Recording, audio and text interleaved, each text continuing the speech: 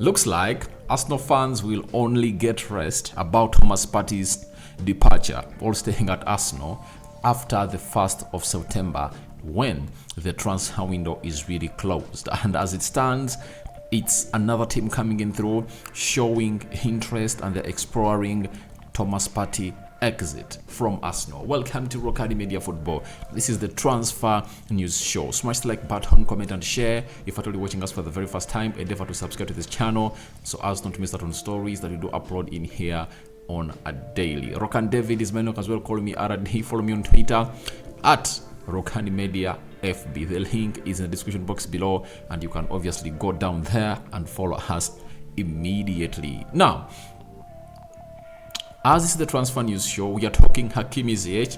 Finally, he has gone ahead to leave Chelsea. I'm going to let you know where he has gone. And Mitrovic, shockingly, leaving Fulham at the age of 28 to go to the Saudi Pro League. And it shows you why I brought you a story that Fulham are really exploring the signing of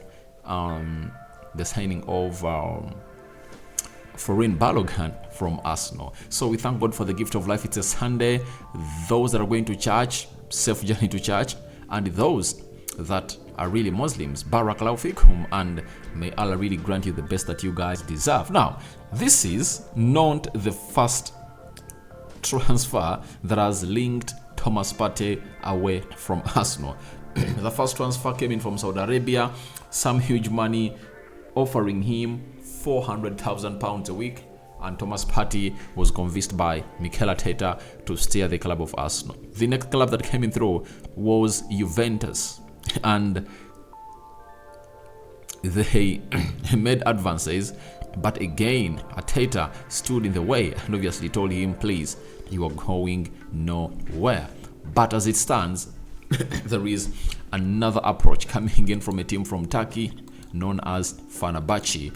This story coming in from Sabchonglu, and Sabchonglu works in for Sports Digitali in Turkey, and I treasure this guy a lot. He gets his stories from credible source. He's a credible source and he's very accurate, because when United was signing Wout Weghorst, he was one of the most credible journalists I saw as far as that transfer was really concerned. To show you that he's really a credible journalist, he has 1 million followers on Twitter. So you know where he falls when it comes to credibility. So Fenerbahce have asked about Thomas Partey. Now, Fenerbahce are a team that plays in Turkey. I think they're going to play in the Champions League. Thomas Partey is one of those players that believes maybe his time at Arsenal might be coming to an end. But there is one new thing I've gone ahead to see run in my head about Thomas Partey. I think it's all about Thomas Partey knowing that Arsenal cannot let go of him. And he's calling in for an improved contract. That is it. He earns £200,000 a week when Arsenal has not been playing the Champions League.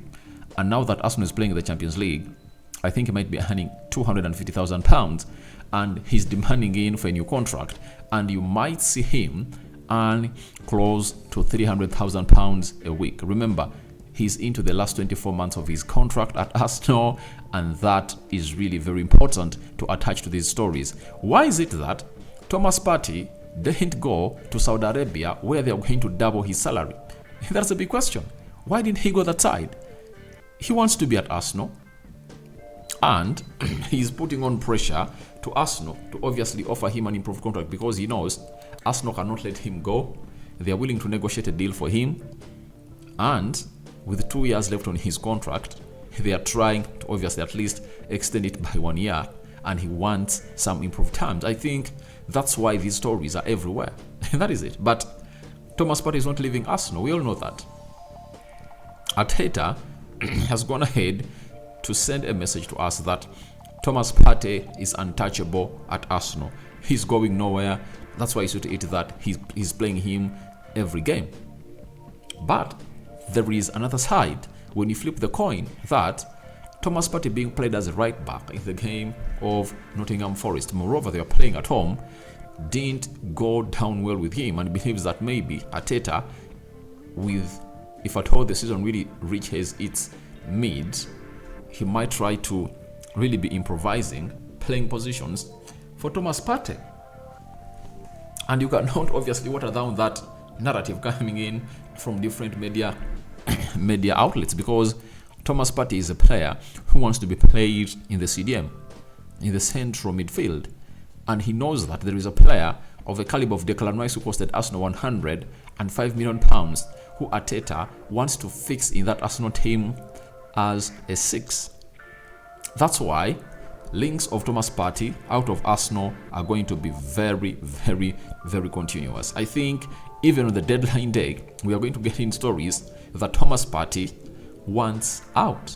We are going to get those stories. Trust me, they are going to be there in abundance. They are going to be there in plenty because of what Yardstick Mikel Arteta is going to have to say on Thomas Partey. And on Monday, when Arsenal is playing Crystal Palace, if Arteta doesn't play Thomas Partey in the midfield with Declan Rice, obviously people and other journalists are going to know that there is something wrong between Thomas Partey and and Mikel Arteta.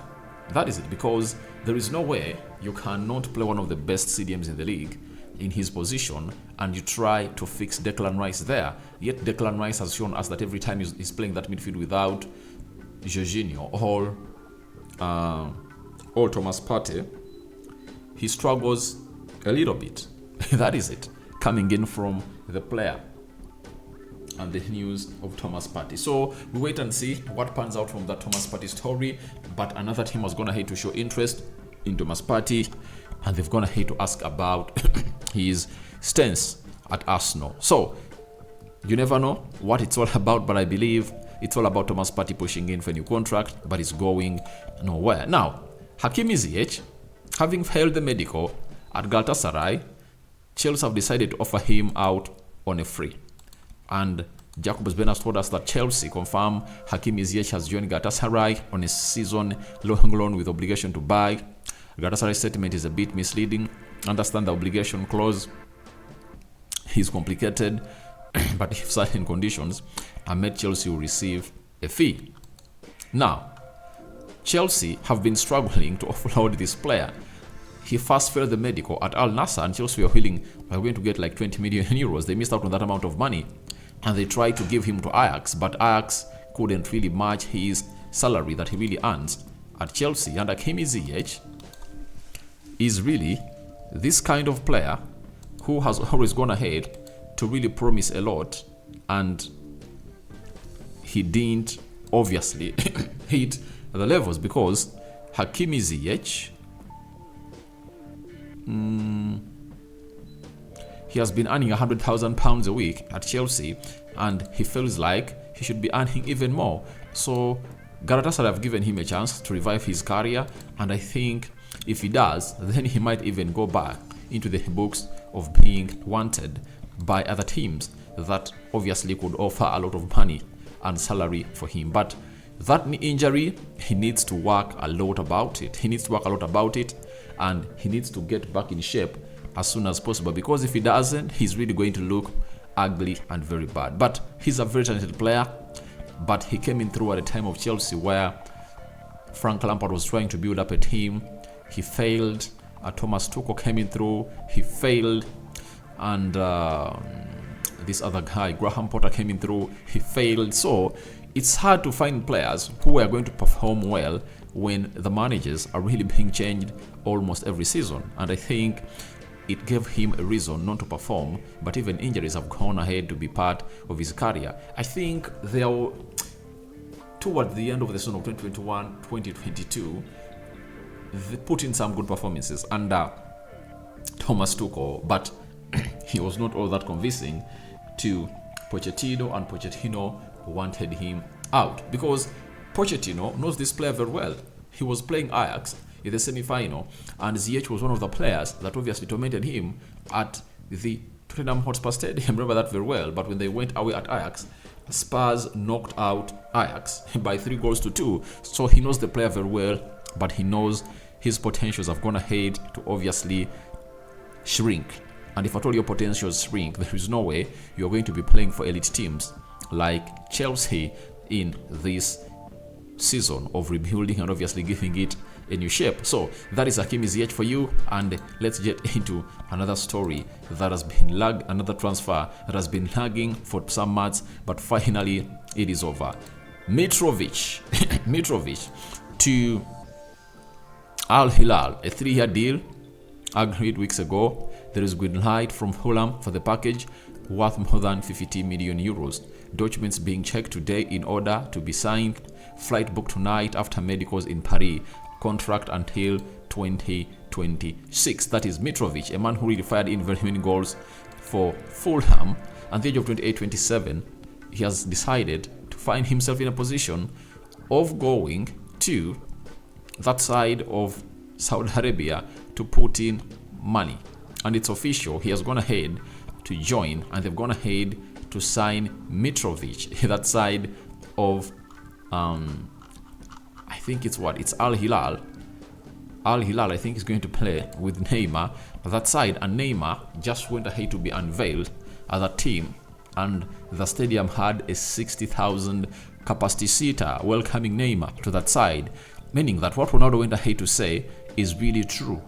It's really true that he's going to make this league attractive, though players are going there, but you're going to see the levels of this league, because if they can come out and obviously win the Champions League of Asia, and then they come to the Club World Cup and obviously compete favorably with the likes of Man City, Man United, Arsenal, and very many other clubs, then Ronaldo's dream would have gone ahead to come true. But what is it going to mean to Fulham after losing Mitrovic? I know they've gone ahead to sign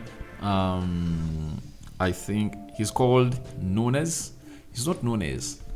Jimenez from they went ahead to sign Jimenez from Wolverhampton Wanderers, but ever since he got an injury, his levels of scoring and confidence dropped. But I think Marco Silva can get him to where he deserves. They're not going to have to be depleted a lot, but the other worrying player is Willian. Willian is a player who has always gone ahead to call in for more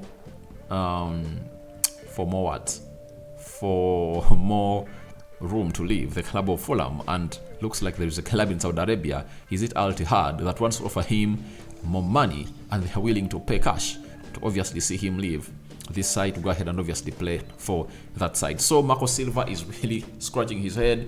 He needs to strengthen his squad, but we don't know what he's going to do. And for strikers to replace Mitrovic, he's looking at one of Arsenal players that is really fringe, according to Mikel Arteta. That is for Ron Balogun, but I don't think they have the money to obviously sign him. But 50 million euros in, they can obviously get him in and obviously meet the 45 million pounds, because 50 million euros and those 45 million pounds, let's check and see.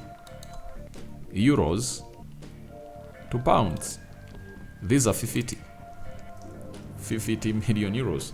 Those are 42 million pounds, meaning that they can obviously agree a deal with Arsenal that money and get in Balogun, because if at all Balogun plays for Fulham, I think he can bag in lots and lots of goals. So guys, your thoughts on to Thomas Partey, Arsenal exit, explored again, are welcome in the comment section below. What do you make about Ziyech going to run to Galatasaray, and lastly Mitrovic quitting Fulham and joining Al Hilal? I cover you all in the precious blood of Jesus Christ. May the living true God bless you abundantly. Rokani David remains my name. I sign out for now. See you later.